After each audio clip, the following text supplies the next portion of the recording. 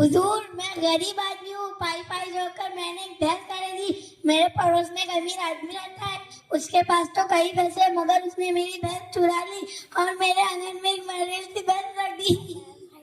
क्या तुमने उसे शिकायत की थी? जी हुजूर, जब मैंने अपनी भैंस वापस मांगी तो इसने इनकार करते हुए कहा, ये तो मेरी भैंस है, मत खुदा के लिए मुझे मेरी भैंस दिलवा दीजिए, वरना मैं भूखा मर जाऊंगा।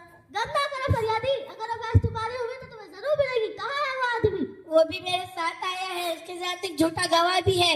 फौरन दोनों को हाजिर किया जाए। मुल्जिम और गवाह को हाजिर किया जाए।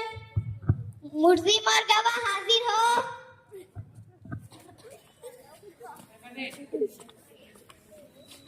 तुम्हारा नाम?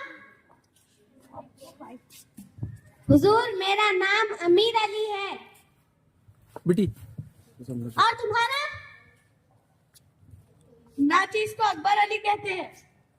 हाँ फरियादी, हमने तुम्हारा नाम नहीं पूछा। बंदे को करीमुद्दीन कहते हैं। लजा, मैं तो अमीर अली। करीमुद्दीन ने अपनी भैंस चोरी होने का इल्जाम तुम पर लगाया, तुम इस बारे में क्या कहोगे?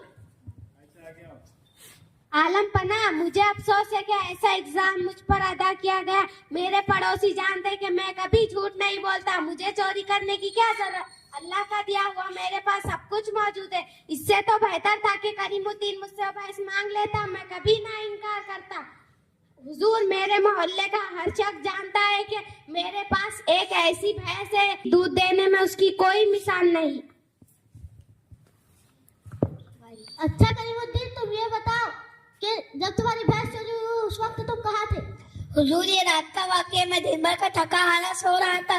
सुबह जब भैंस को चारा डालने के लिए गया तो भैंस को गायब पाया। क्या तुम्हारे पास उसका कोई सबूत है कि वो भैंस वाकई तुम्हारी है? हुजूर, मेरा साथ देने के लिए कोई तैयार नहीं। तो अकबर अली, तुम इस बारे में क्या कहोगे? हुजूर वाला, मैं इनका पड़ोसी हूँ। मैं अच्छी तरह से जानता हूँ कि इनके आंगन में जो भैंस बांधी हुई है वो इन्हीं की है। ये कैसे हो सकता है कि एक अमीर आदमी की भैंस कम दूध दे और एक गरीब आदमी जिसके पास चारा लाने के लिए भी पैसे बड़ी मुश्किल से जमा, उसकी भैंस ज्यादा दूध कैसे दे सकती है? मनगढ़ंत कहानियां बनाकर दूसरों का हक छीनना करीमुद्दीन की पुरानी आदत है। तुम्हें कैसे मालूम कि करीमुद्दीन मनगढ़ंत कहानियां बनाकर दूसरों का हक छीनता है? हुजूर वाला, इसने एक बार मेरी बकरी पर भी कब्जा करना चाहा। हुजूर, ये सरासर झूठ है। इसे तो मेरे पड़ोस में आए हुए मुश्किल से 15 दिन भी नहीं हुए। आलम पना, मैं नहीं, ये झूठ बोल रहा है। मैं वहाँ 15 बरस से रह रहा हूँ। तो मामला काफी पेचीदा है। इसका हल निकालने के लिए यकीनन हमें कुछ वक्त दरकार है। वजीर आज़म, इस मुकदमे के बारे में आपकी क्या राय है? आलम पना, दोनों फरीकों की बात सुनकर मुझे करीमुद्दीन पर शक हो रहा है। वो कैसे?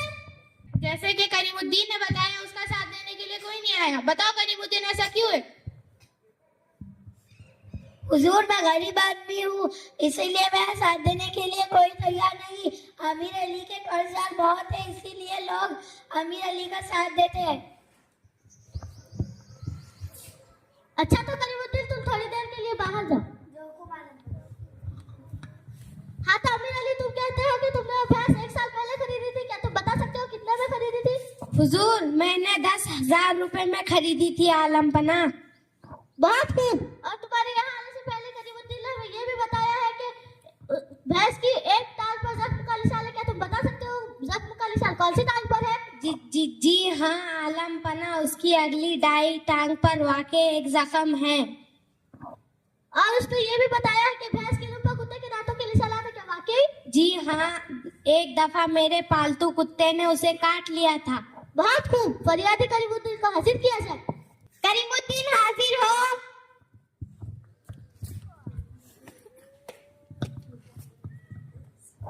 करीमुद्दीन, ये बताओ कि भैंस की टांग पर कोई जख्म का निशान है? जी नहीं है नफना, मैं उसका बड़ा हिफाजत करता था। क्या उसके ऊपर कुत्ते के दांतों के निशानात भी हैं? जी नहीं है नफना, कोई निशान नहीं। तो आखिरकार हमने मुजरिम को पा लिया।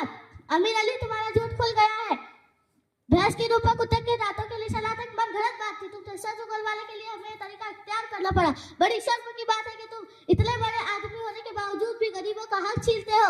हमारा हुक्म है कि अमीर अली के साथ उसके झूठे गवाह को भी कैद खाने में डाल दिया जाए। इसके अलावा शाही खजाने से भी कुछ रकम दी जाए।